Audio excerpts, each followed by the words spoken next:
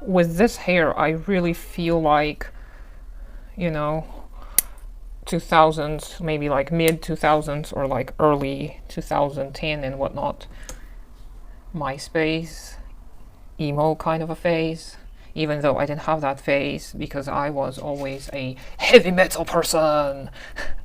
But yeah, it's interesting. I really do enjoy having this kind of hair, and it has nothing to do with my music taste, my lifestyle. It means nothing. It's just hair, okay? But yeah, I've been wanting to make more anti-capitalist, anti-consumerist content that's based on debunking some myths that are spread via the media and all kinds of propaganda nonsense about how, you know, you should or should not be using such and such products and things. And I'm gonna do it because I want to, okay? And if you can hear some screams, it's children playing outside. We've got this soccer field or basketball field. Basketball, yeah, I think it's a basketball thing. I don't know why I keep thinking it's children playing soccer. I don't know what they're playing. I've never seen them. I just hear them.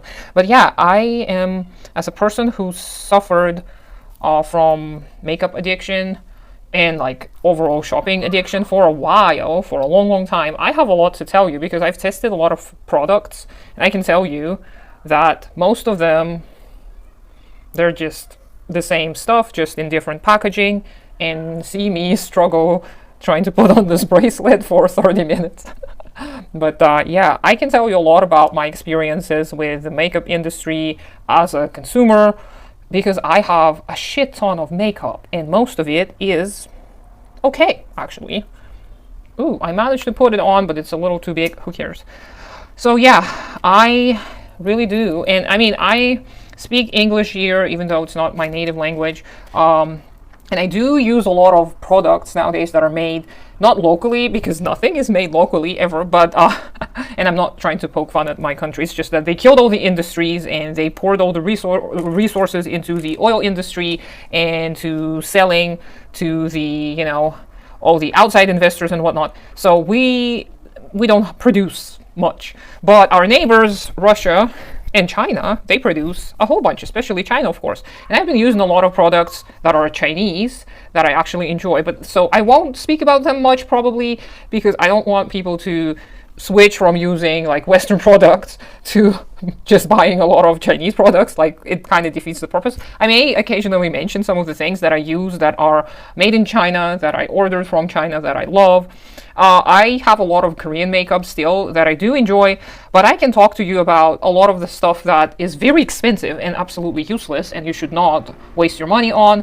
And I can show you sometimes how, you know, the products that are cheap, they're just as good. And not by putting them on my face, by just reading the ingredients, even online, I can tell you how many of the products will perform. Not because I'm an expert, just because I'm somebody who's interested and I've been looking at ingredients for a few years now. And I kind of can tell you that most of the ingredients in makeup are all the same. Like they're not very, very different.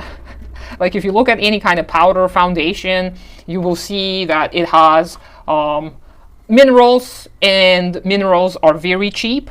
A lot of these minerals are sourced using slave child labor, especially mica, which is terrible. But if you're going to get a product with mica in it, you can just as well get a cheaper product because you're not going to find any kind of a company that somehow found a child labor-free space that mines for mica, which is terrible, but that's just the way capitalism is. And if you don't like it, let's dismantle capitalism together, right? Organize, unite with your fellow workers at your workplace, unionize, or get together with your neighbors, organize mutual aid funds, and learn more about it. And don't try to consume ethically under capitalism. You can, of course, try, and I'm not discouraging anyone from doing that, but it's kind of silly. If you look at any kind of a powder product, it's probably going to contain mica but not all of them, of course, have mica, but many do. And it's really not our goal as, activists or communists or whoever to try and minimize our impact, because more often than not, we're just going to shoot ourselves in the foot by trying to continuously limit ourselves and by preoccupying ourselves with the thoughts of what we can or cannot consume instead of actively organizing with the people locally. So we need to put our efforts into organizing against or rather for a systemic change. This way we can help stop things like, child labor everywhere in the world. So yeah, so if you're interested in anything like this, welcome, and you can join me on this little journey that I want to undertake. And yeah, I'll talk to you all later.